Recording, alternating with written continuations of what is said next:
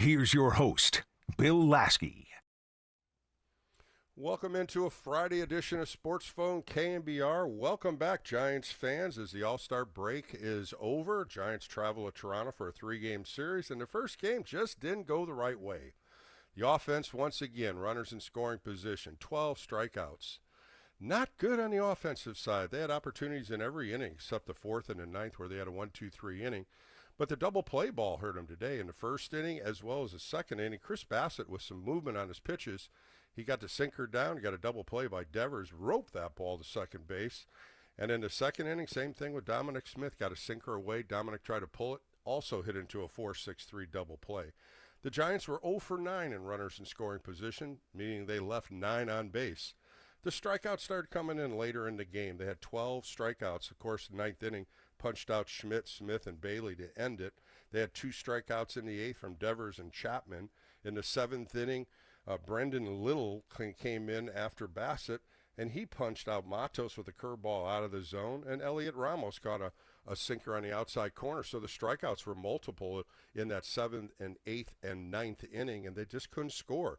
First time since August 24th, 1959, that's right, 1959, the Giants were shut out getting 11 hits. No runs, 11 hits for the San Francisco Giants. That's their 10th shutout on the year, 5th one on the road. And so now you want to shift over. You want to shift over to Justin Verlander. Of course, we're going to talk about him. And you can't just put the bullet on him. He went out there and tried his best. There is no question that he is giving it his best. But what I didn't like was some of the pitch selection that he did in that second inning. He got out of the first inning with 17 pitches, got a nice ground ball to Chapman, who tagged third, threw it over to first to end the inning. But then the second inning just got away from him. A base hit off his glove and then a base hit to left. But he got ahead with fastballs, and then he was trying to throw the breaking ball, and they were bouncing on it. And the curveball was up several times. Even Will Wagner, the number 9 hitter, who really hurt him with that double down the right field line, scored 2 on that. That curveball was up. And when you throw an off-speed curveball from one pitcher to Verlander, you can't get the ball up. It's got to be below the knees or down. Left-handers can hit the ball down, but this is what hurt him today. I really felt that was the situation. Lukes right after Wagner hits a double. Then Lukes comes up, and the first pitch he throws is another curveball, and he lashes it to right center field. The second inning really just got away from him, and the pitch count just added up. 33 pitches in the second inning, and it was over. The Giants just couldn't score. 4 runs that inning, and nothing was after that. Both sides stymied. Hats off, pat on the back. You couldn't say anything more about Tristan Beck. Coming in after a tough outing his last time before the All-Star break, put 4 1/3 innings up for the Giants, only giving up 1 hit. He had retired 10 in a row coming in. He left. He came in with first and third with Verlander's runners on and 2 pitches out. Luke hit a pop-up to short, and it kept those 2 runs from scoring to keep the score at 4-0. But he pitched really well today. When you look at his line, 46 pitches, 34 for strikes. He really threw 4-pitch mix. The fastball was up to about 95 miles an hour, threw 17 of those. The slider was a real sharp slider, threw 11 of those at about 88 miles an hour. Then the curveball, dropped a couple curveballs in there against some lefties, threw 10 of those, and those were off-speed pitches, and then a couple sweepers. But he really was pitching right to the hitter. He was getting in, getting out. When you look at 9 first-pitch strikes out of 12 hitters, that's what you want to do coming out of the bullpen, and he really held the Giants into this game. But again, the runners in scoring positions, the Giants just couldn't come up with that key hit. The new pitcher now, Matt Gage, was also drafted by the San Francisco Giants, and he's been around the park. And 2, 3, 4 different teams, and now the Giants picked him up and pitched in AAA. He was with the Tigers earlier in the year and was pitching pretty good. And the big thing about him, they're trying to find another left-handed complement for the injury of Eric Miller. Scott Alexander ended up getting waived today also. But when you look at what Gage can do for you, another left-hander, he's got good quality stuff. He was 3-1 with a 1.4 earned run average in Toledo earlier in the year, and then this past 5 games he was in with the San Francisco Giants AAA team, and he was 2-0 and only got about 6 1/3 innings, only giving up 1 run. 2014, he was the first round pick, or the 10th round pick for the Giants. First round pick, 10th pick overall, I'm sorry. But he is a good left-hander. We'll find out what he can do. He got an inning in today, gave up a walk, but when you look at what the bullpen did for the Giants today, 5 1/3 innings, 1 hit, 1 walk, 2 strikeouts, and they held them when you're trying to cut back, when you're just trying to score, and the Giants just couldn't get anything going today. Chris Bassett really pitched well. He went 6 1/3, giving up 10 hits, but he went right back to that sinker, a great slider he had today, the cutter, the curveball. The curveball was really messing him up toward the middle of the innings. He was throwing a lot of off-speed curveballs, getting a lot of ground ball outs and strikeouts.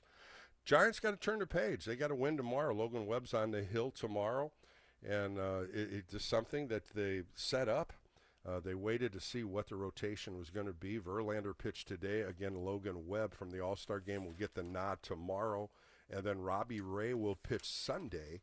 Those are 2 big games for the Giants as they're going against a real tough team with the Toronto Blue Jays. And the Toronto Blue Jays at home are 33-16 with that win today. So a lot of stuff's got to change. This hitting's got to get better. We know that.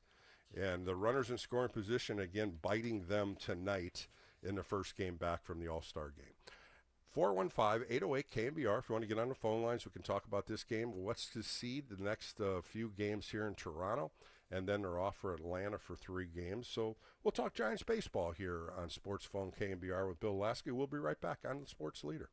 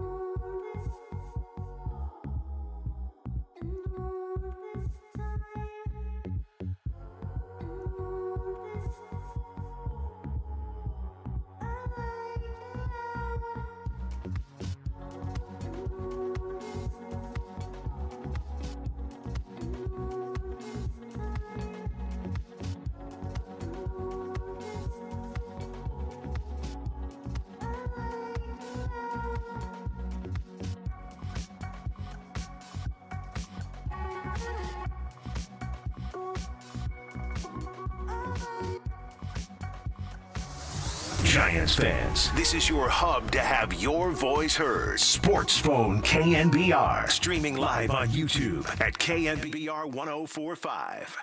4-0, the Blue Jays lead. 2 down, 9th inning. 2-2 pitch.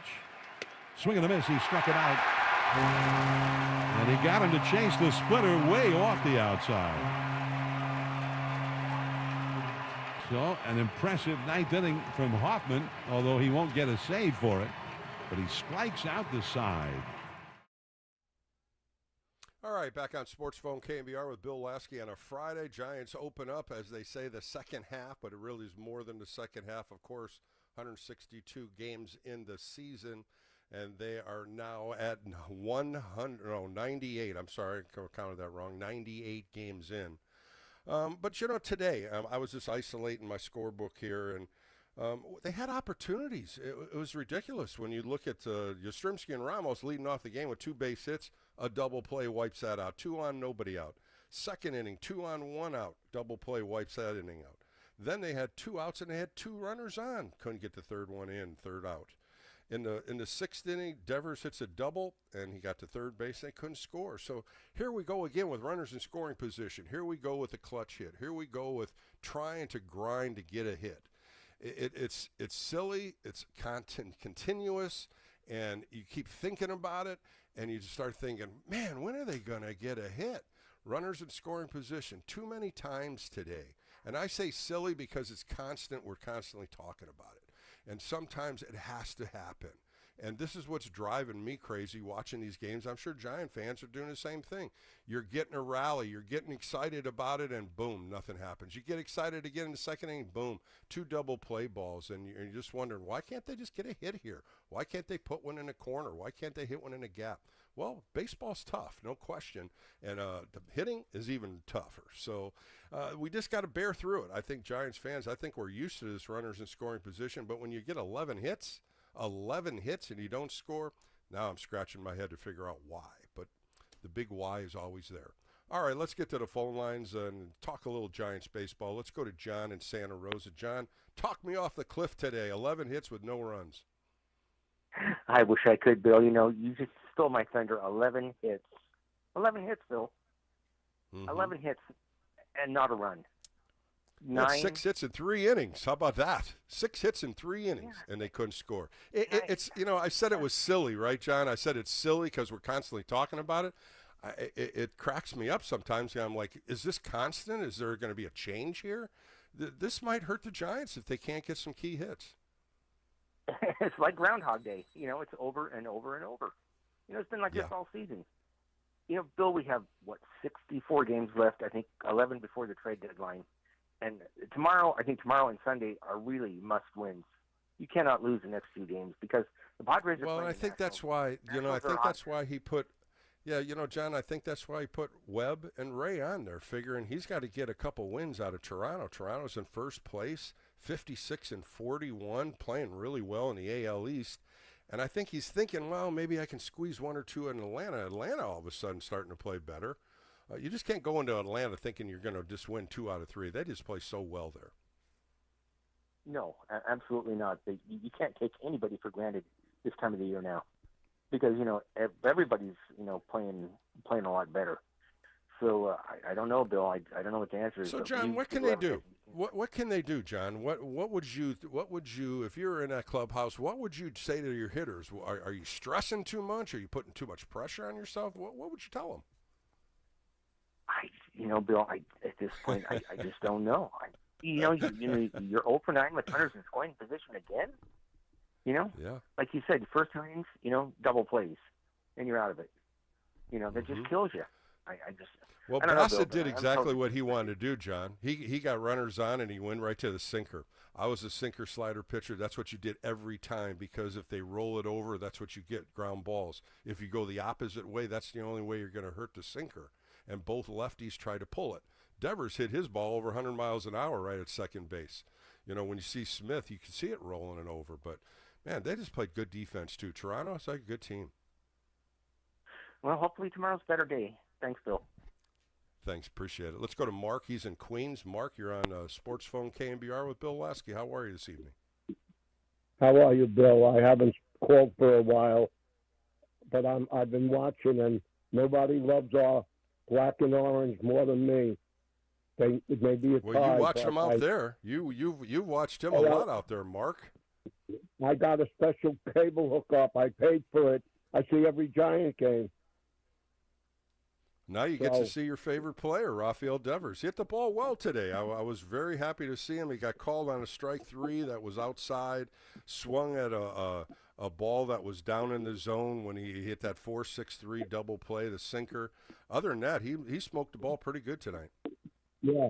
The only good thing that came out of the game, in my opinion, is the fact that may be shaking the slump off, and it may be the start of good things. Could I tell a quick story about the Giants? Please do. Please do, Mark, real quick. Go ahead.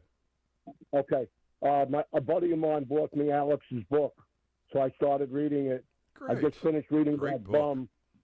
Great book. Quick story. It's about inspiration and motivation.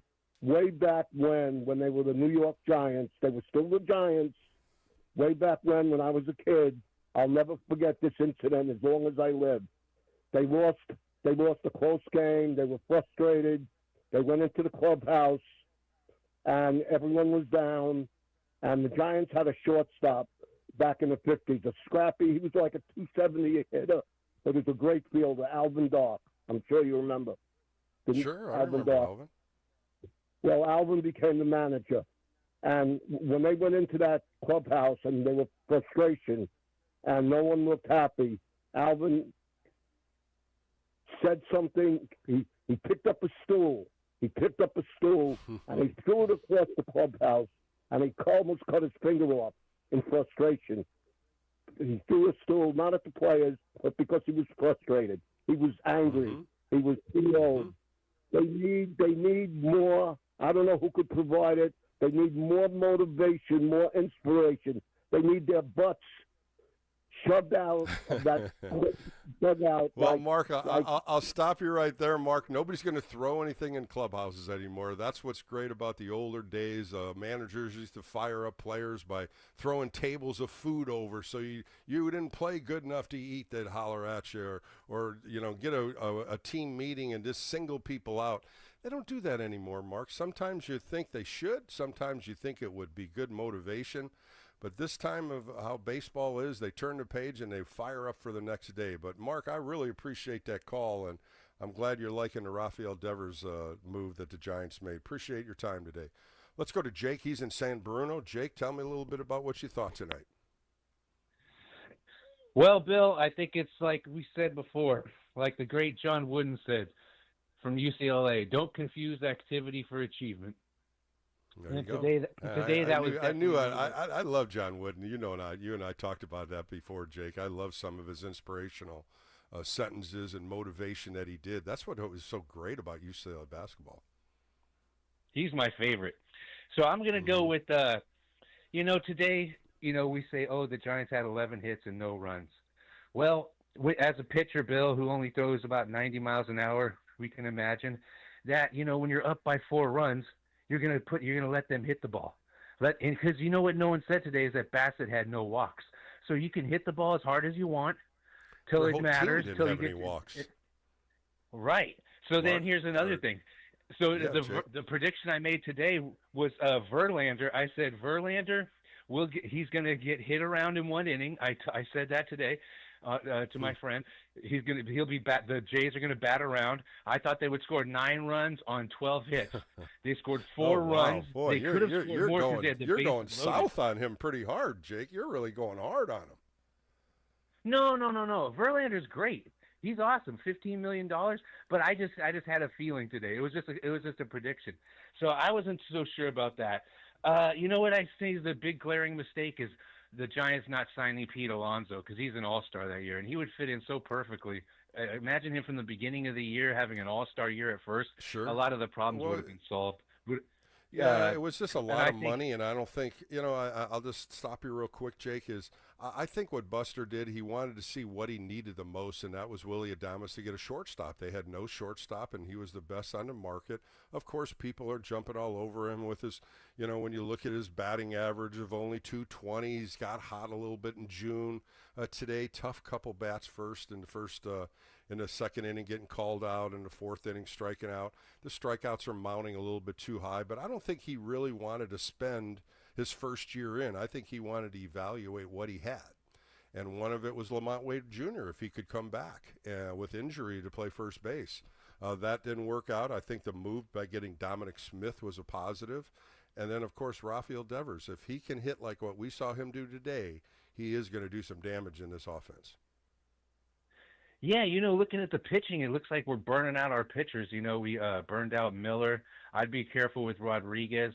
It seems like Logan Webb didn't get a rest. He pitched. Yeah, Logan pitched on Tuesday, and now he's pitching tomorrow on 4 days rest. I'm interested.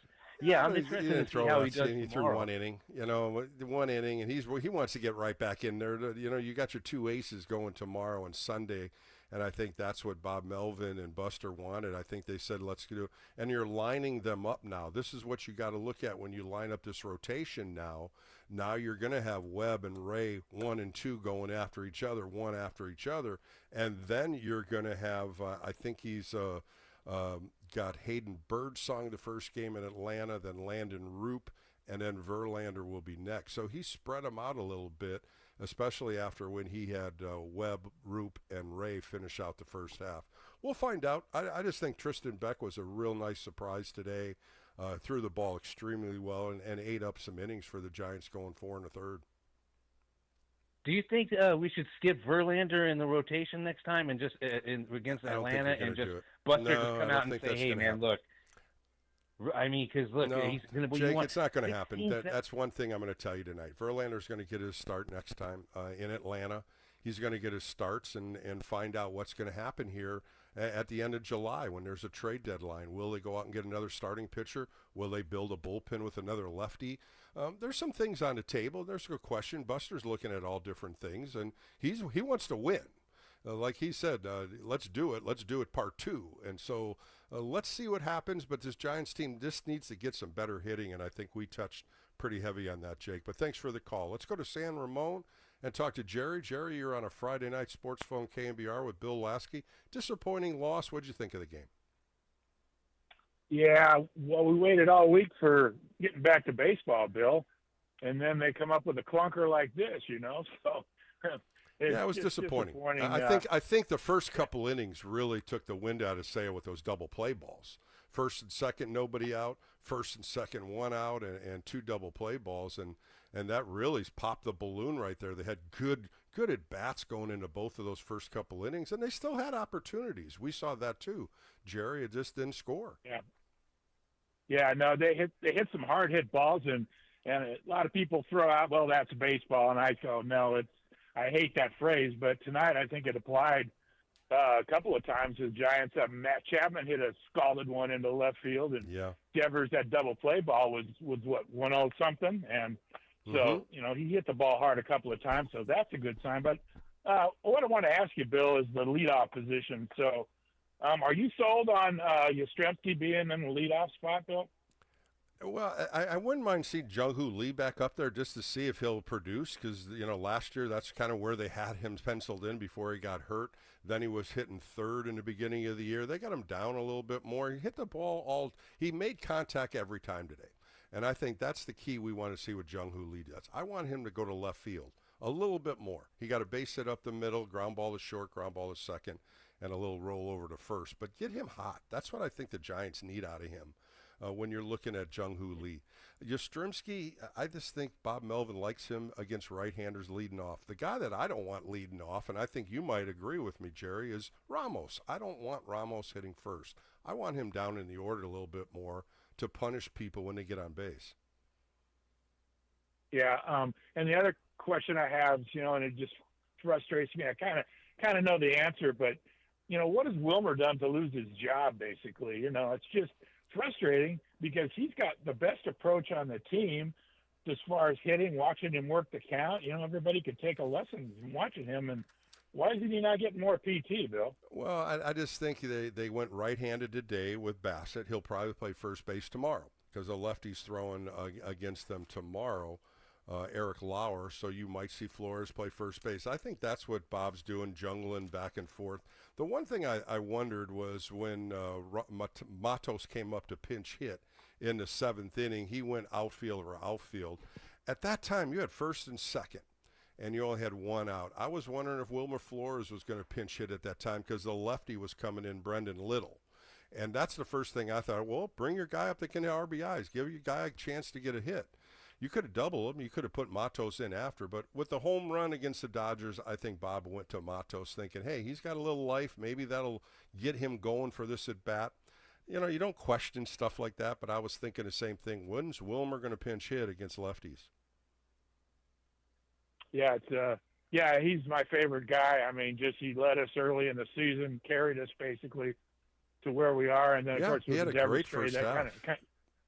you kind of rearranged the deck for Wilmer when they got Devers because Devers is a DH, and that's what Wilmer was doing. So it's a tough situation. But anyway, well, we'll find out. We'll find out. You know, got a couple more games of this weekend, Saturday and Sunday with Webb and Ray, and see if the Giants can get this offense going. And I think all Giants fans are waiting for that. But thanks for the call tonight. I really appreciate it. We're going to take a quick break on Sports Phone KNBR, 415-808-KNBR if you want to get on the phone lines. That's 808-5627. Got a few on hold. I'll be right back. My name's Bill Lasky. We'll come right back on the Sports Leader.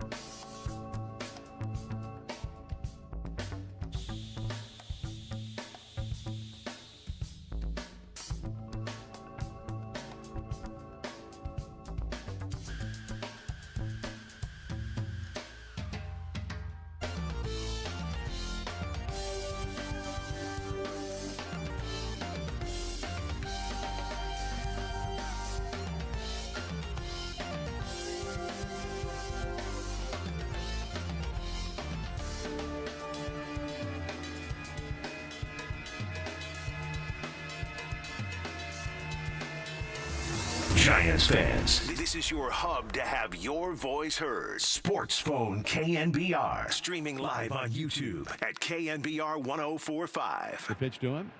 Swing, line drive in the left, but it's hanging. And in to make the catch is Loperfido. Man, did he clobber that ball 106 miles an hour, but it just would not get down. And right to Loperfido, who came in a few feet and made a chest-high catch. 2 more hits, no runs.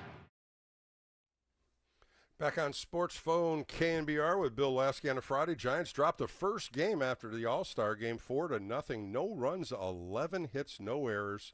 I threw this stat out there earlier. August 24th, 1959 was the last time the Giants had 11 hits and did not score. Boy, it was just tough. Opportunities in the first, second, third, and then again in the sixth. And after that, it was just a couple hits here and there. Giants just couldn't get the hits together, and that's what ended up losing this game. 0 for 9 in runners in scoring position. Justin Verlander only went 2 2/3, gave up 9 hits, 4 earned runs. What happened out of there is Tristan Beck and Matt Gage, 2 lefty that they just picked up. They went 5 1/3, 1 hit, 1 walk, 2 strikeouts, no runs. They kept the Giants in this game. The Giants just couldn't get any opportunities to get a score. They had opportunities, they just couldn't get that key hit, as they got shut off the 10th time, 5 times on the road. Steve Kroner is going to join me. Of course, he writes for Baseball America. He'll be joining me in a little bit, but we're going to get back to the phone lines. Tomorrow, first pitch, 12:05 right here on KNBR. Logan Webb, 9-6, 2.9 earned run average against Eric Lauer, left-hander, 4-2 with a 2.7.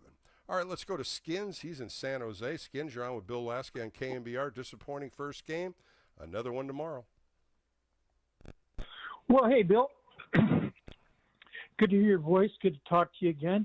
But I have a kind of a, I'm not sure the right word, but it's my problem with Verlander is that he denied Crawford. Verlander decided he was going to keep 35 because he's Justin Verlander. He's a big deal. But the only person who's ever worn number 35 is Brandon Crawford. He's the only Giant to ever wear that number. And because Verlander is so, I don't know, I don't want to say anything too bad, but he's a little arrogant to keep that number when he was asked to give it up. Well, Skins, hold on. Skins, let me just tell you something. Skins, let me just stop you right now. Let me just tell you what happened. Okay. Justin Verlander, let me just tell you, Justin Verlander, before he took that number, called Brandon Crawford and had a conversation with Brandon Crawford and said, look, if you don't want me to wear this number, I won't wear it. I understand all the things you did here as a Giant. I understand all the years you put in. And Brandon Crawford, being a classy man he was, look, Justin Verlander's thrown 20 years in the big leagues. He said, go ahead and wear my number. So that's what came about it. It wasn't Justin Verlander coming in and taking number 35. There was a lot of talk about it. And I thought he did it very professionally. So, Skins, I hope I can talk you away from that. Justin Verlander is not arrogant. He is not a cocky person. He's a very, very good man in that locker room. He's consistent in how he acts. He's out there always working his tail off. So I hope I can change that attitude on it. Well, yeah. Well, Bill, of course I listen to you, and of course I respect you, and I believe you know think I'm that. You know, Skins, when you're just walking in, watching it, and you're seeing this, and you think those things, because we all remember Brandon Crawford for all the great years he had, and he wore number 35, no question. I mean, nobody's going to wear number 28, Buster Posey's number. You know, nobody's going to get that number. I don't think anybody would even ask him. But I think what Justin Verlander did, Skins, is that was a number he wore in 20 years pitching. And when he came over here, the first thing he said, if Brandon Crawford does not want me to wear it, I'll pick a different number. So Brandon said, like I said, very classy, he'd go ahead and wear my number. But that's good. That's about all I can tell you on that one, Skins. I stand corrected, and my feelings have changed, and thanks for taking the time, Bill. I appreciate it. Let's go to Pioneer and talk to Jack. Jack, what's going on a Friday night up in Pioneer? Dr. Lasky, talk me off this cliff. Jack, I'll talk you off tonight because it's only the first game after the All-Star break. These guys travel to Toronto.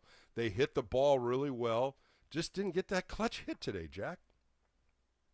I know. To steal the words of the Tampa Bay Bucks ex-coach John McKay, after a game, the reporter asked him, well, what do you think about your team's execution? And he said, I'm all for it. That's all he said? That's all he said. Yeah.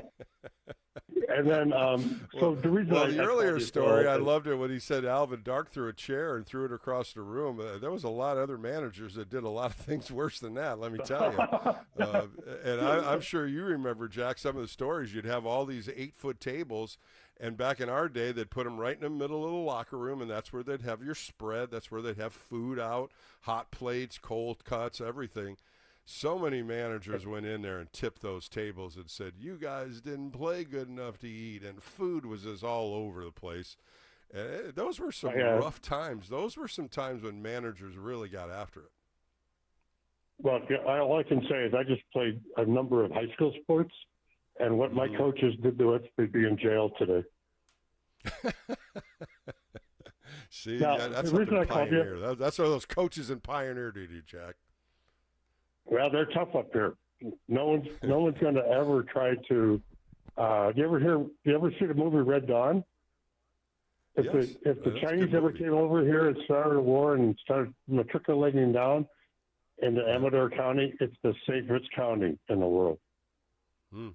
Well, that's why you're there, Jack. We got to put the good old boys up here.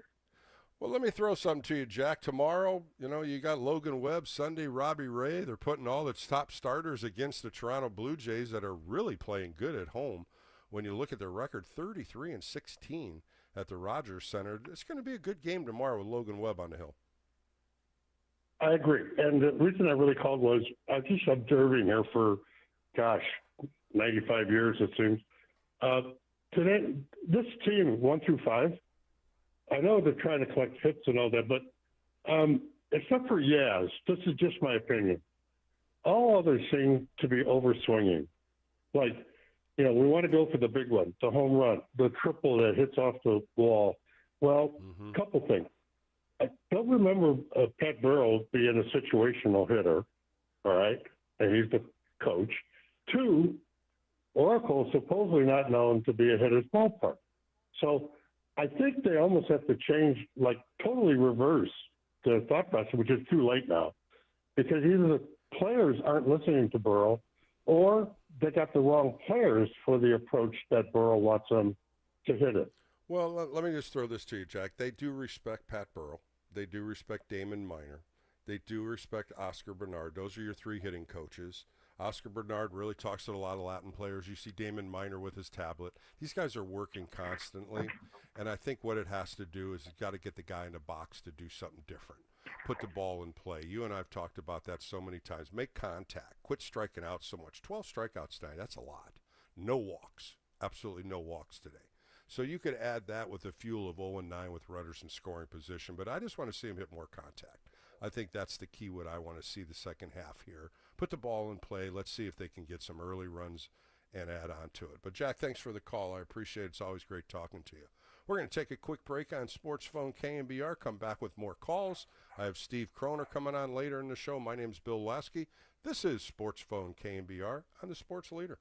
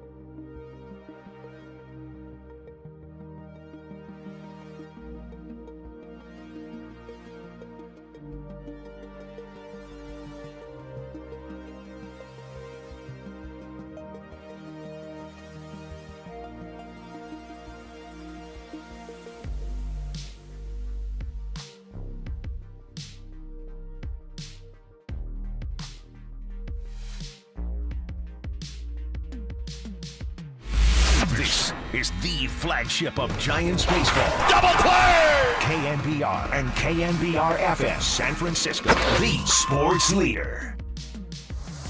Giants fans, this is your hub to have your voice heard. Sports Phone KNBR. Streaming live on YouTube at KNBR 1045.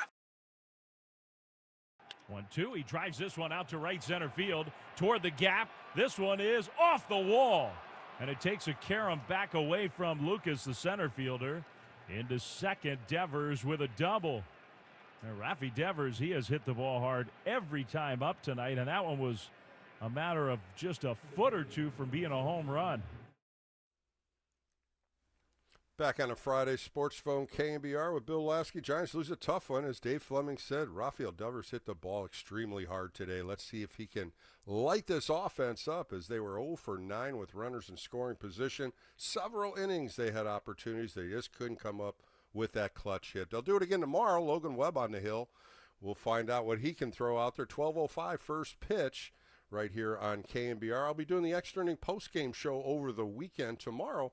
I caught up with Buck Martinez. Of course, Buck Martinez has been doing television up there in Toronto. He's had a little illness. He's not up there right now, taking a little break. 17 years he played in Major League Baseball, played with Kansas City, Toronto, and Milwaukee. Great interview with him. And then on Sunday, I caught up with my ex-teammate, Manny Trio, 17 years in Major League Baseball, 4-time All-Star, 2-time World Series champion, 3-time Gold Glove. Some good, couple good interviews and a couple more in enhancing those.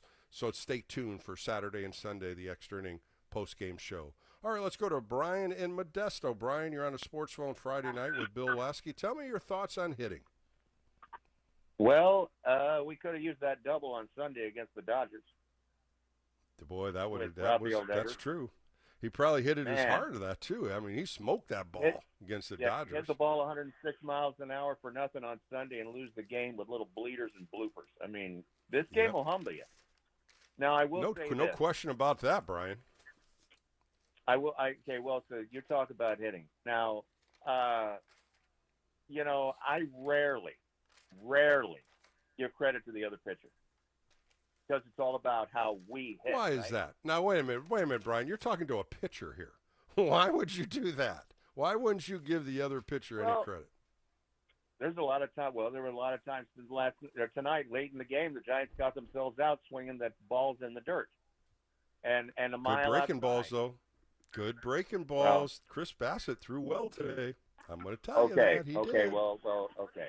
We may have agree to disagree on that, but the labor pains. We don't care about the labor pains. We want to see the baby, as the old saying goes. And right now, there might be some fans. There might be some fans that think that some of these hitters are not mentally paying enough of a price, not doing the cerebral stuff.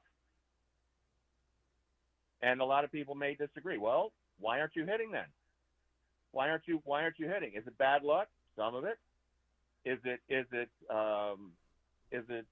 really a lack of work ethic? Maybe some of it. Some of it is luck. Some of it is bad luck. But Aaron Judge is talented and he gets the job done. Kyle Schwarber is talented and he has enormous power. He gets the job done. It's all about talent. Well, you do you have any of those players on this team? Do you have an Aaron Judge on this team? Do you have a Kyle Schwarber on this team? Maybe Rafael Devers fits into that. That's where you got to look at it. This also, you're looking at two top line hitters. You're looking at some hitters that are top 5. Rafael Devers is going to get there, no question. I know he is. You saw what he did tonight. Just give him some time. But I want to see Matt Chapman get better at bats. Elliot Ramos swinging at the elevated fastball again. Mike Yastrzemski swinging at the curveball out of the zone. Those are the guys I'm paying attention to. Right, and it's a shame. It's a shame that they're not really putting translating the hard work into the at bat. It's just really a shame that we hit the ball hard and nothing's falling in. In 2021, when we won 117 games with runners in scoring position, everything fell in. Right. Everything. And you had a little of that. You had a little of that in June, if you remember. The middle of June, they started hitting the ball a little bit better. They had a little run there where they won 7 out of 9, and they were getting clutch hits. That's why this first game, it bothered me that they couldn't score, the double play ball. You talk about the opposition of pitcher. Chris Bassett did exactly what he was supposed to do, throw the sinkers down against lefties. I said it earlier, if you go to left field, it's a total different at bat. You try to pull it, he's got you in that 4.63. Two of them killed the Giants in the first 2 innings. Well, here's what I know. 2 weeks until the trade deadline, and the Giants need to pick it up. They need to shape up, and they need to get some wins. You're absolutely right. I'm not gonna question that. They need to get on this road trip with 6 games. Tomorrow starts. Today, I thought they had a good shot against Bassett. I really did. He was throwing ball good, had good numbers, but the last couple starts he struggled. Inconsistency on him, but today he put it together. Tomorrow we're going to find out if they can hit a left-hander, Eric Lauer, and this is the big problem. Brian, you know this, 10-16 against left-handed starters. You're going to see a big-time right-handed lineup. You're going to see Luis Matos in there. You'll see Flores in there, and now you're going to see if these righties can do some damage against a lefty. They've had a lot of problems with left-handed starters. Well, all we can do is take a deep breath and go get them tomorrow.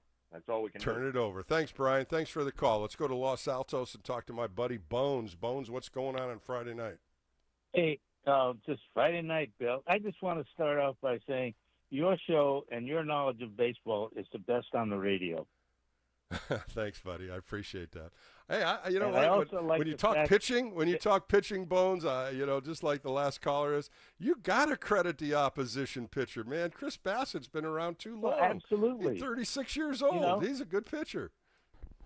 I think the problem with the Giants is they have a mediocre team, and they don't have a leader, and they have kind of a mediocre attitude. But I think, how do you accept a third base coach blowing 3 calls that cost him 3 games? Are you talking about Matt Williams here? Are you talking about Matt Williams? Is that what Matt you're Williams? Okay, well, give me a name here because I don't know who you're talking about. But again, you're talking about 3 calls. You're talking about 3 calls. I know what you're talking about. There's also times that Matt Williams does pull the trigger and it works. So you can't just put a target on Matt Williams. I'm not going to let you do that. He's doing the best he can. When the Giants were not scoring a lot of runs, Bob Melvin said, I'm glad he was aggressive. It didn't turn out our way, but I would rather see him being aggressive than stopping him and not having to play at the plate. And a couple of those throws, the one from Miami, that was the one that, you kind of second-guessed because the left fielder picked it up. I think it was Jung-Hoo Lee hit third, and he was out a good, 2 or 3 feet. That's probably the one that I would have probably held him up on. A couple other ones, he had to push him. The one that Ramos ran the stop sign. He ran through the stop sign, got thrown out at the plate. There's pluses and minuses to that. And I think, Brian, Bonesy, I think that's what you got to look at. You can't just stereotype 1 or 2 or 3 plays. You got to look at the whole season. There's still 6 games over 500.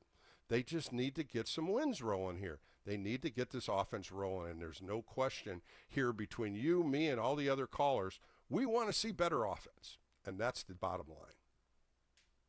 But the running game is a very important part of the offense.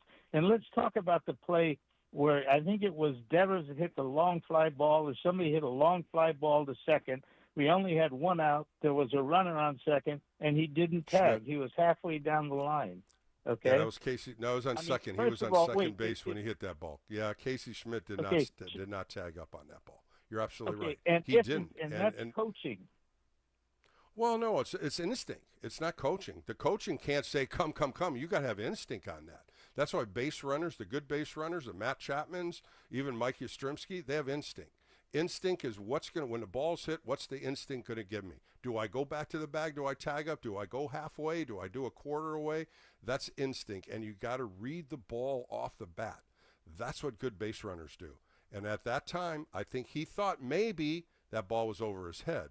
Yes, he could have I don't think he could have got back to second and tagged up. That's instinct. He stayed there, so he didn't get thrown out. You're right. That was one of the plays that I questioned myself too. but he didn't stay there. He went down the line, and he had to go back. If you look at a ball, this is the one I'm talking about. Is when he was at second base. The one I'm talking about is when he was at second base. If I was a player and I saw a ball hit that hard and that far, I'd stay on the base because I know I'm guaranteed to go to third. And if the guy doesn't catch it, I know I'm guaranteed to go home. I'm sorry. Well, either or. I mean, you're throwing two different ways of thinking there. So I go back to the instinct of being a base runner. And sometimes it's quick reaction. Same thing about Matt Williams. It's quick reaction. It's not as easy as everybody thinks. The ball's hit, and you got to judge who's got the best arm in the outfield. Can he hit the cutoff? And does my runner be able to come from first to third or first to home or second to home? Those are all instinct things. Third base coaches do it. The best, you always had the best. Joey Amaltofano, Jimmy Davenport, Tim Flannery, Ron Wotus. Matt Williams is a good third base coach. I just think some of the things that people jump on him about are some things that him and Bob Melvin and the running coach talk about. If we get an opportunity, we're not hitting, we got to try to push a run in. And I think that's what's happened a couple times, and they've lost by it. Yeah. Well, I just hope they... All right, thanks, Bonesy. I got to grab another call, Bonesy. Let's go to Nelson in San Mateo. Nelson, you're on a Friday night sports phone KNBR show with Bill Lasky. Hope you're well. Hope you got through that All-Star break. Hi, Bill. How are you, Nelson? Oh, pretty good. I thought it was a interesting game. I thought Devers had a good game. Boy, he hit the ball hard today. Whoo! I'd love to see that 4 times. Ooh, yeah, that last strikeout was off the plate, and everybody saw it. He missed it, called the strike 3. You know, you saw the facial reaction on Devers, and that ball was off the corner. Yeah. What'd you think of the game, Nelson? What'd you think of the old game? Opportunities, too many? Well, I was a little bit depressed that the Giants lost because it's the first game back after the All-Star game. Yeah, I think, Nelson, all Giants fans were ready for it. You know, it was an earlier game, a 4:05 start. You got an earlier start on a Friday night. Tomorrow's a 12 noon game. Then we go to the morning time. We got an early game, 10:35 on Sunday. So Giants fans will be watching the games at all different times. But tomorrow, an afternoon game starting at 12:05. But they got the ace on the hill, Nelson. What do you think about Logan Webb? Yeah, I think he's pretty successful. Did you like him in an All-Star game? Did you see that inning he threw? No. Yeah. Well, he got in there. It was I good. remember what happened to Randy Rodriguez. Some of him. Yeah, he struggled. Awesome. Yeah, he struggled a little bit. But, you know, it was good for him to get there. A young right-hander having a sensational year for the Giants. And you know what? He made an all-star game. He got into it. Sure, he gave up a home run.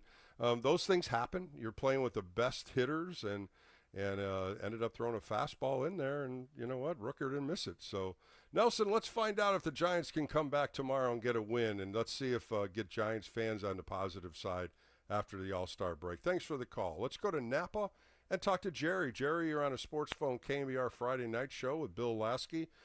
Giants lose, again, 0 for 9 and runners in scoring position. We keep talking about it, and it's got to change sooner or later. Yeah, I agree with you. They just keep swinging up. To me, everybody's trying to hit home runs. I agree with you 100%. They need to start just slashing the ball, just get a hit. They're all trying to hit it over the fence. Right? Put the ball in play. We saw it with Toronto in that second inning against her when Toronto scored all those runs. Going the opposite way, a couple of them, pulling the ball a little bit. Verlander got a couple breaking balls up. They didn't miss them. A couple? They ended up getting 10 batters up that inning. 5 breaking balls. Yeah. 5 breaking balls right over the plate. And he's, I don't know, Bill. I don't know what your opinion is. Well, he's such a good pitcher, and I just wonder if he thinks back where he was 5 years ago, 10 years ago, and you know, the fastball's up there, the velocity's at 95, and the breaking ball, he's throwing a slower curveball. You know, today when in my open, I said he got ahead with fastballs, and then he went to the secondary pitches in that second inning. He got hurt by it. And both curveballs, the curveball to Wagner that he hit down the right field line, number 9 hitter, And then right after that, he gets Luke's the leadoff hitter, gives him another curveball, and he whacks it to right center field.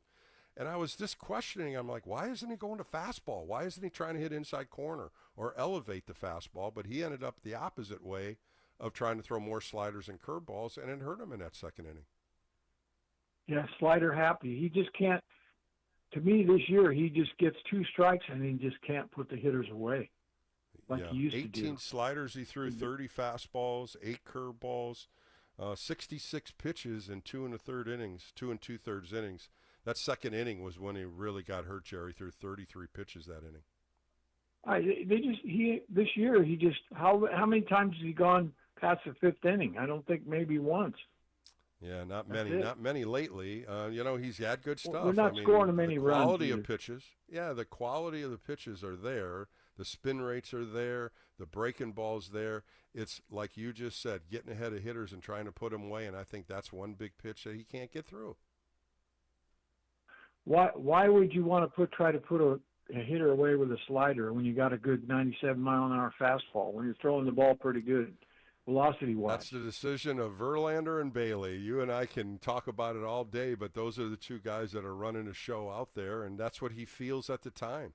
A lot of times the fans don't understand. You get the feel of the pitch as a pitcher. You get the feel. You know a slider. You got a good feel for a slider. You get throw a good break on it, and you start thinking about, okay, I can do the same pitch I just did, and you try to overcompensate it. Sometimes you rush it. The ball's flat, and that's how it whacks, and that's how that curveball got whacked a couple times. He knew he had a good break on it, but he didn't get it down enough. No, he was shaking Bailey off a lot. I saw that. And it's been happening a little bit more than usual. And let's just hope for the best. I mean, he's out there competing. I think that's what we want to see. We don't see him giving up, and he is upset when he doesn't pitch well. The guy's a Hall of Famer. He's got so much gut and heart, and that's what you want. It just hasn't gone the way he thought it would be. Now he's 0-8, and when you got that 0 in front of you, it gets harder each time you go out there. Well, if he goes 0 for 10, I think he's going to be going 0 for bye-bye. Jerry, have a good night. I appreciate it. Yeah, we'll find out. All right, let's go to John in South City. John, you're on Sports Phone KNBR Friday night. Tell me some positive news, would you? Well, the positive news is we got hits. That's the good news for tonight. 11 of them. The problem is we just 11 of them. But Bill, the problem is Rogers scored position 0 for 9. That's not good. That's totally not good, Bill. That's my main concern. The double play balls bit him. The 2 double plays in the first and second inning. Man, when they came out, the first 2 hitters getting hits, I'm like, okay, hey, the All-Star break's going to get us some early runs. And then Devers hits a bullet to second for a double play ball, and then Chapman grounds out to third. And I'm like, all right, we got a couple of hits. The next inning with 1 out, 2 hits in a row. All right, the bottom of the order's going. I'm sure you're saying the same thing too, John. As long as Giants fans are like, okay, we're hitting. Let's get some runs now. And boom, a double play ends that one. Exactly. I totally 100% agree with you, Bill. Bill, the big question is, as we approach the trade deadline, do they get like another bat or another relief pitcher? I think what they're trying to do is find out what's going to happen with Eric Miller out of the bullpen. I think they're really looking for a left-handed reliever now. They have Matt Gage coming up. They tried Scott Alexander. He was with us before. It just didn't work out. I think we're really trying to find a left-handed reliever to complement the bullpen. Maybe, I mean, I don't know. I'm not in these meetings at all. You're talking about a possibility of a right-hand power hitter. A lot of ands, ifs, ors. You read them from John Heyman and all the other big-time writers on what could possibly happen and what the Giants are looking for. But I think they're guessing. They do talk in months themselves to see if there's any rumors or if a general manager says, hey, the Giants are looking at Orlando Garcia from Texas. Next thing you know, it's all over the internet. So it's not – I like what Buster's doing. He's holding the cards back. He's not really opening his mouth about what they're looking for. They're out there scouting. They're out there looking for different things that could enhance the team. I don't think he's afraid to make a trade, not what we saw with Rafael Devers. But there's going to be some opportunities out here. There's no question. And there's going to be some players that get DFA'd. maybe pick up somebody off the waiver wire. He will make this team stronger. And I think right now he's just looking at the puzzle and saying, what pieces fit? What can I make better? And I think that's what Giants fans want to hear. Exactly. Bill, do you think this team is a contender for the playoffs for the wild card by chance? Yeah, no question. I think this team's good enough to get there, and I think they can make some noise. And you and I talked about this a minute ago, John. They have to get over this runners in scoring position. They got to get better at it.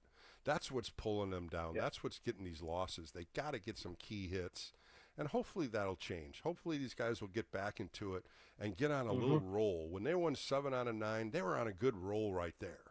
That Dodgers series, man, it was a tough 3-game series. It really was. They win the first one on Friday. We're all excited.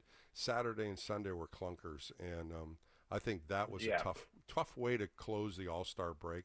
And then opening up today, I think I was right there with everybody else. The hope of getting that first win right after the All-Star break. There was a lot of positives in this. Tristan Beck just saved the game for him. I thought he pitched exceptional. I think he did, Bill. Yeah, 4 1/3. He just was really saved the game. He was on fire. It really did. But, absolutely. Turn the page, 12:05, first pitch tomorrow, and we'll see if the Giants can mount an attack, John. But thanks for the call. Appreciate all your time tonight. All right, we're going to take a quick break, come back with my buddy Steve Kroner as we kept diving into this game, seeing what he saw in the game, and we'll find out more as I bring Steve Kroner on coming up next right here on Sports Leader.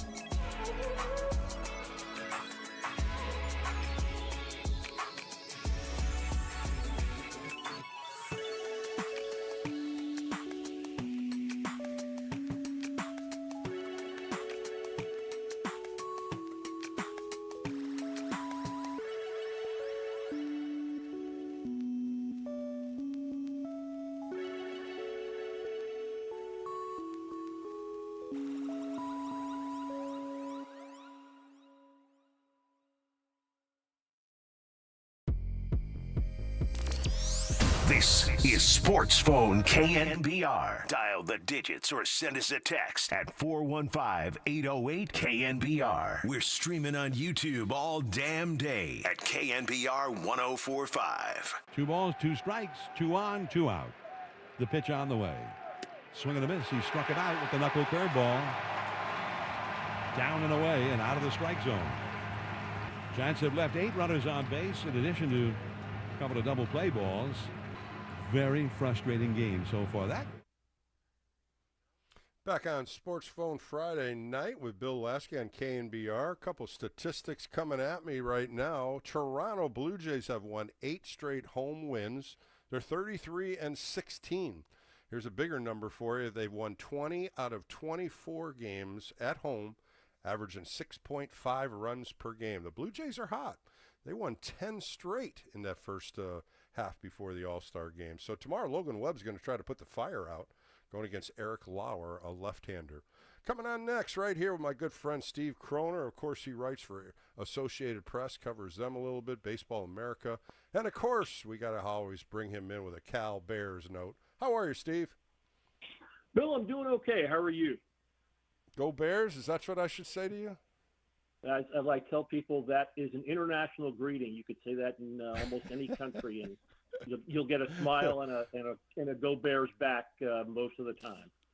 There you go. Hey, Steve, before we get into this game, I haven't talked to you. What did you think of the All-Star game? Did you like it? Yeah, for the most part, I thought it was entertaining. I kind of go back and forth on the swing off. It's certainly better than a tie. I don't know that it's better than playing at least one more inning. But all in all, it was good. And I will take the All-Star game to tonight. I think the automated ball strike, the ABS thing, would have worked tonight. And again, I don't think the calls on Devers and on Willie Adames changed the game, but they were clearly balls that should have been a walk and wound up being a strikeout. And and the ABS didn't take long. I'm not necessarily one who's. I like it. Yeah, I really do. I really do. And of course in the All-Star game, you had some pitchers looking at hitters and laughing and joking, which it should be. But they saw it. You and I talked about this during spring training. They did it, and it's quick. And I think fans want to see it as well as players. But a couple more things about the All-Star game. Did you like the teams wearing their uniforms? They finally let them wear their home uniforms or visiting uniforms. I loved it. That's the old style All-Star game. Yeah, no question. If ABS is looking to the future, baseball's also great because of its past. And its past for however many decades, players wore their team's jerseys and whole uniforms in the All-Star game. And the National League and American League get-ups for the previous 4 or 5 season, I think were not particularly well received. So yeah, I thought wearing the regular unis was a step in the right direction, even if it was a step backward, so to speak.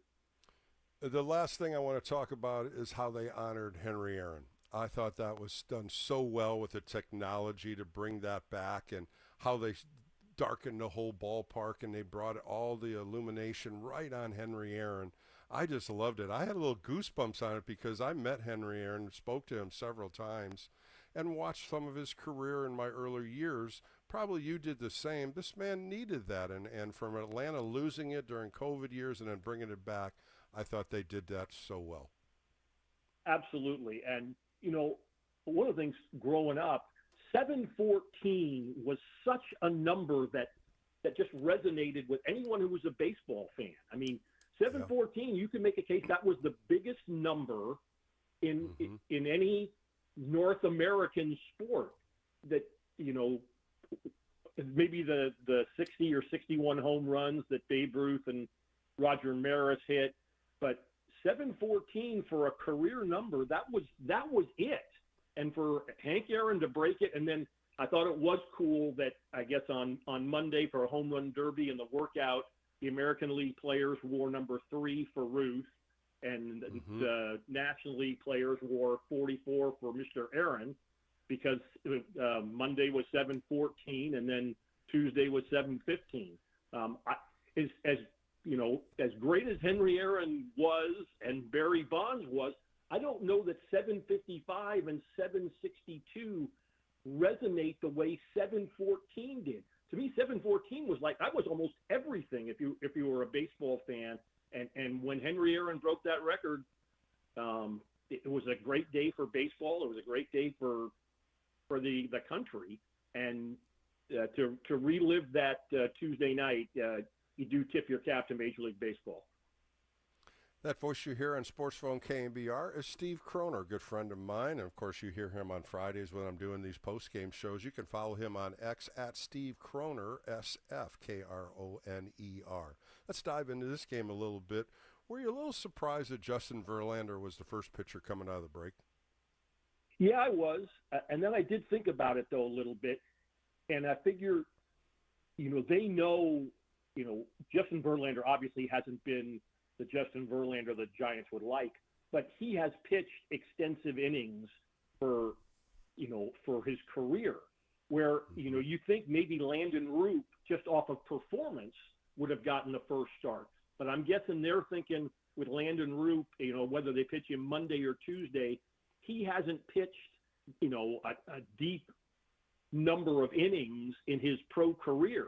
And if they're going to need him down the stretch, I'm guessing, it's an educated guess, that they figured they could give him, a few more days of rest, and that the rest would benefit him more than it would Verlander. But yeah, I mean, my initial thought was that it was going to be Roop, and then once it wasn't Roop and I heard it was Verlander, then those thoughts kind of did.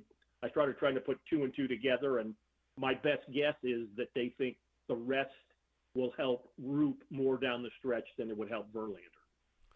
So now they have the rotation set up. And, tomorrow, of course, you got Logan Webb, Robbie Ray, and then you have Hayden Birdsong on Monday and Landon Roop on Tuesday. So they're kind of splitting that a little bit, and then Verlander follows Roop. So I started looking at numbers, and that's what you're going to see. You're going to see Webb and Ray against the Mets when they come home. So I'm just trying to gauge how they have this. And a lot of it is going to be the Mets. They're going to face the Logan Webb and Robbie Ray right now, number-wise, is probably going to face the Mets twice back-to-back. And, of course, they have Atlanta and Pittsburgh in between that. So I think that's what they're going to gauge on. I always loved to talk to Dave Righetti back in the day because they'd have his board up in his coach's room and would go back there and talk. And he had that thing almost out a month. And he had all his rotation down, and now they have all the boards that show how many pitches the bullpen throws. So the evaluations and how they're dictating who's going in, who's going out, they have this down to a science. And that's why when I waited, because if you remember this, Steve, they only threw Justin Verlander out for the first game. They never said the probables after that. And probably you and I and everybody else were wondering, why are they doing that? But I think they waited for Logan Webb to come back from the All-Star game, throwing the inning, Robbie Ray, what he wanted to do, and now, Ace 1 and Ace 2 are going to be back-to-back.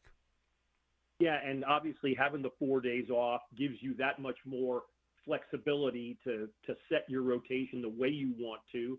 And, the 4 days we've just passed, and you got to look, too, that in less than 2 weeks now, the trade deadline comes. And obviously that you got to think right now the Giants are in the market for a starting pitcher.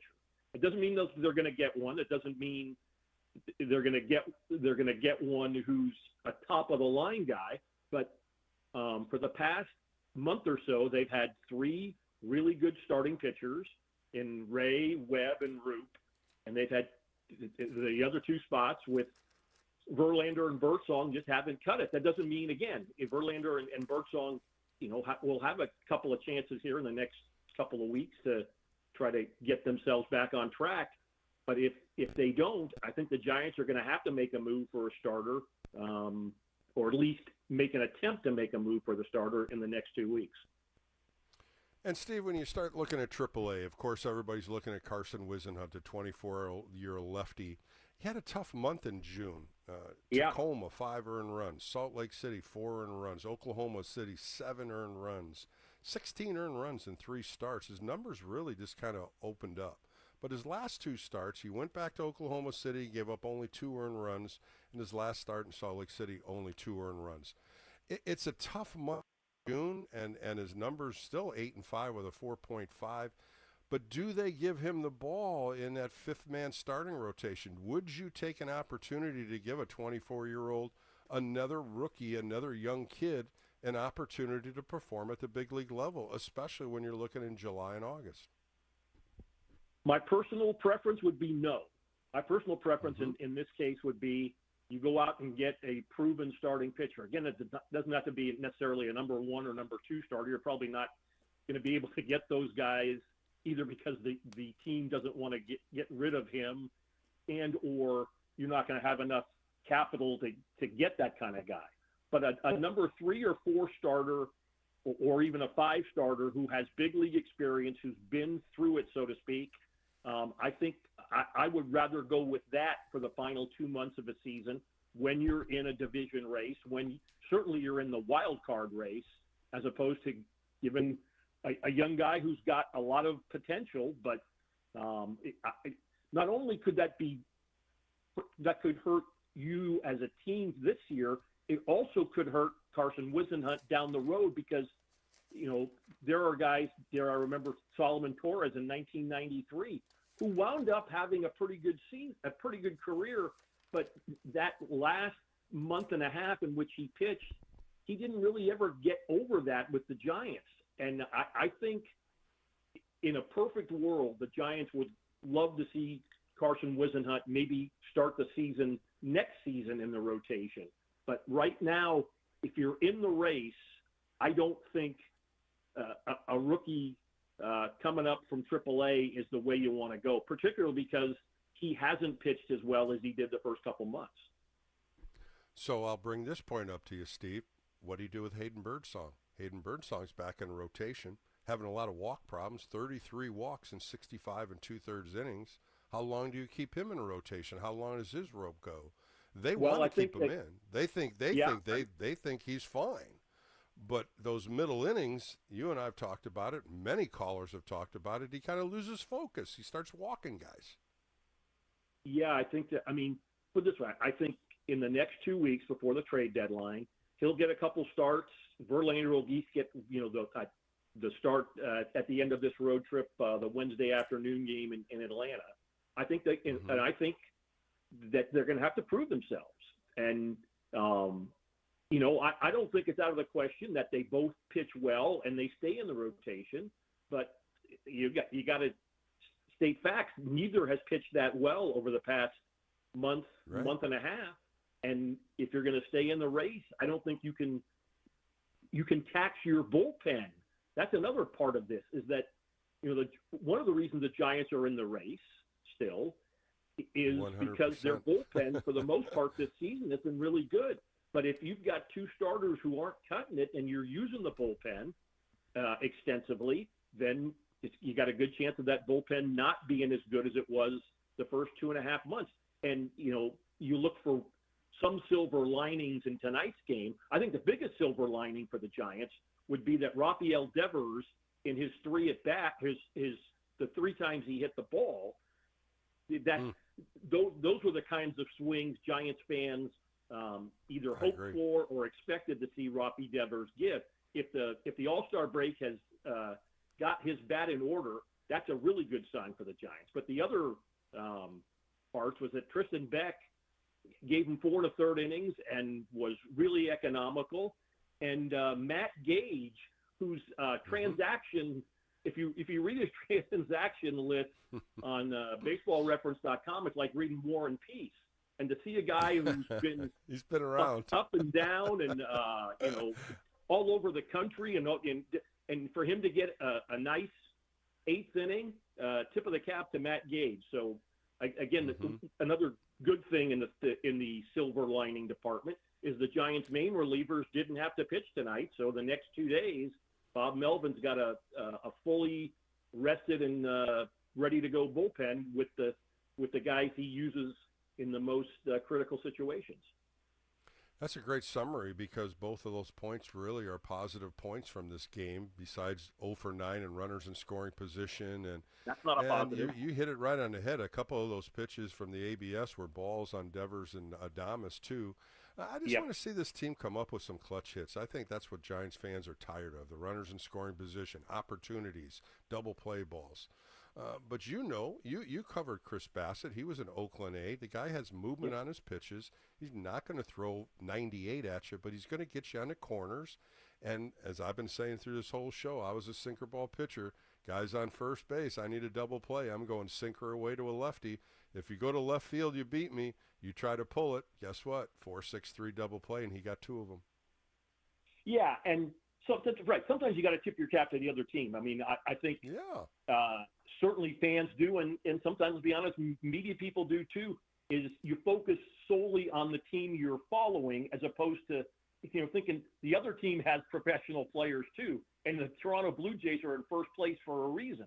And so sometimes I think you got to parcel I should say, not parcel. You got to parse, when you go 0 for 9 with runners in scoring position. Well, Rafael Devers hit a rocket in the first inning that just happened to be at the second baseman and turned into 2 outs. That's not – he didn't have a bad at bat. He just had a little bit bad luck. The 2 strikeouts – now, I know the reliever for the Jays, Little, is good at getting strikeouts, but the 2 strikeouts with Matos and Ramos there with 2 guys on, and he threw them curveballs, which I know were hard to lay off, but to me, those are more frustrating at bats. Those kind of where you don't put the ball in play and you're swinging at pitches that are out of the strike zone. Devers hit a rocket. That's baseball. Matos and Ramos swinging at pitches out of the strike zone for strike 3. That's a little bit more. That's a little harder to take, I think, if you're a Giants fan anyway.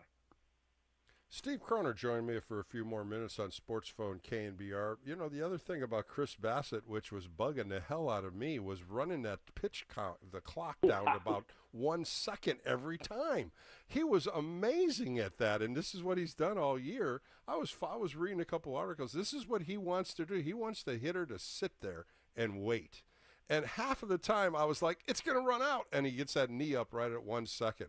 You had to have been watching this. I was watching. Fans were watching this. But the guy pulled it off.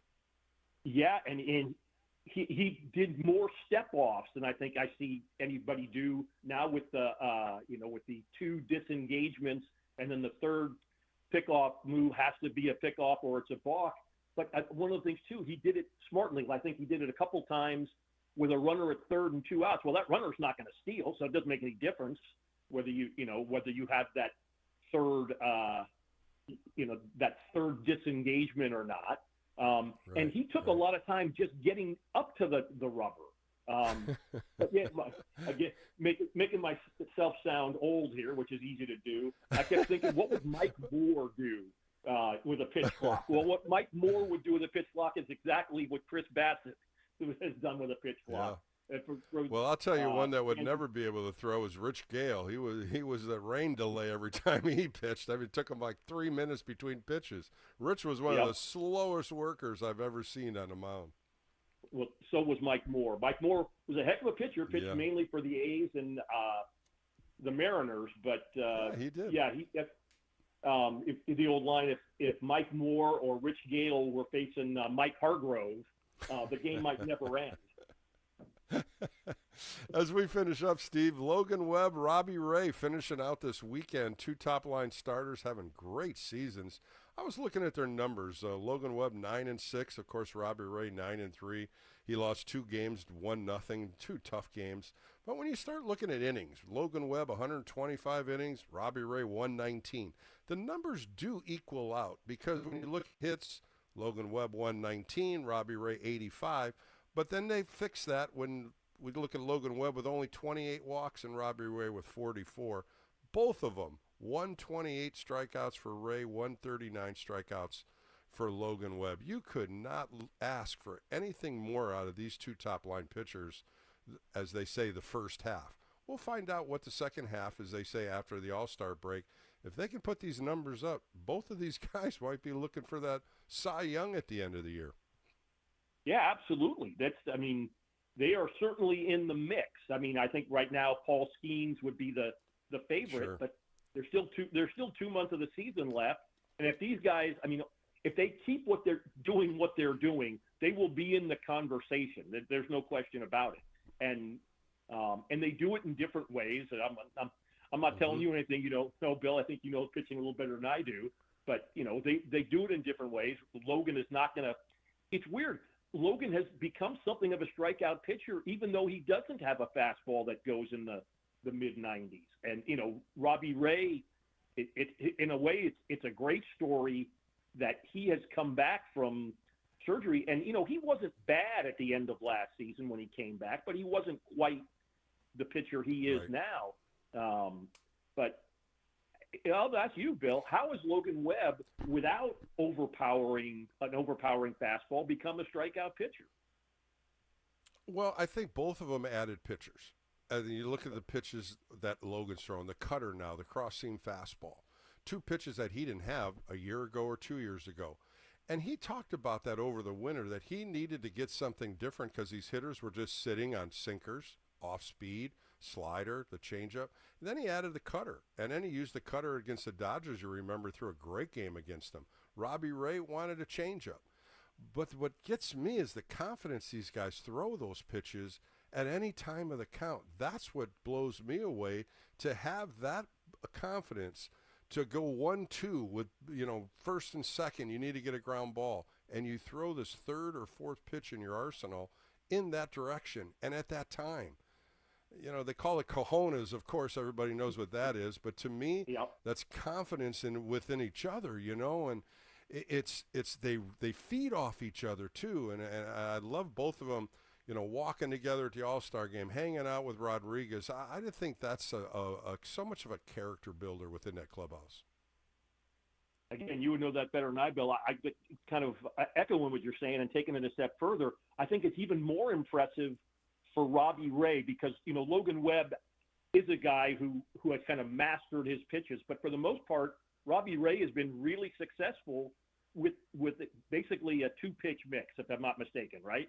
And that to be able to throw a pitch that he's just learned this offseason from Tarek Skubal, right? And pretty good guy from whom to learn an off-speed pitch. But to have the confidence, the cojones, to throw that pitch when you've got 2 other really good pitches, but to say, what, I am going to use this off-speed pitch in a situation where, maybe guys will or won't hit my fastball. That's a lot of confidence in yourself and in what you've done to get to that point. And Steve, one more thing. They're bringing Landon Roop in these conversations. They're bringing Landon Roop into this more by using different pitches too. I love that. I love that they're trying to get him to throw a cross-seam fastball a little bit more. He's trying to throw a cutter more. Here's a young kid, 26 years old, his first full year in the big leagues, and they are working with him to make his arsenal better. I just think that's such a plus for both Webb and Ray to talk to these young guys to try to increase their mindset on what they can compete with. Yeah, and, Robbie Ray, I believe, is in his early to mid-30s. Logan Webb, sometimes we forget, too. Logan Webb's still only 28. He's only 2 years older than Langston Root. But because he's been in the league since 2019, he kind of has that grizzled look. But, Logan Webb, he's got a lot of good years ahead of him. And the fact that he's as smart a pitcher as he is, at still a relatively young age, again, that's a great asset for Logan Webb, and the fact that he can impart some of that wisdom to one of his teammates. If I were wearing a hat, I would take it off to both of them. I agree. Well, Steve, thanks again for joining me on a Friday. It's always a pleasure. We'll be doing this as the season continues. It's always good baseball talk, and I thank you for your night. Bill, I appreciate it. Again, this is a little earlier than normal, so I'll be giving you a call at home around 11:30, 11:45. 11:30? Thanks, Steve. Have a good rest of the night. Again. All right. I appreciate your time. All right, we're going to close out the Sports Phone KNBR Friday night show. Giants lose a tough one. First game back from the All-Star game as they lose 4-0 up in Toronto. 4 runs, 10 hits for the Blue Jays. No runs, 11 hits for the Giants. That's their 10th shutout for the San Francisco Giants this year, 5 of them on the road. Tomorrow they're going to try to change everything as Logan Webb takes the hill at 12:05. Logan Webb 9-6 with a 2.9 earned run average, going against Eric Lauer 4-2 with a 2.7 earned run average. I want to thank my producer, Jacob Volante. I want to thank you, Giants fans. Thanks for calling in. A lot of great calls. We're going to do it again tomorrow on the Extra Inning post-game show, and I'll have covered that after Saturday as well as on Sunday. So join me there, and we'll talk more baseball as the Giants try to win their first one after the All-Star break. I want to thank Steve Kroner for jumping in, and I want you all to have a great rest of a Friday night. For Bill Lasky, be safe, be well. More coming up right here on KNBR, the Sports Leader.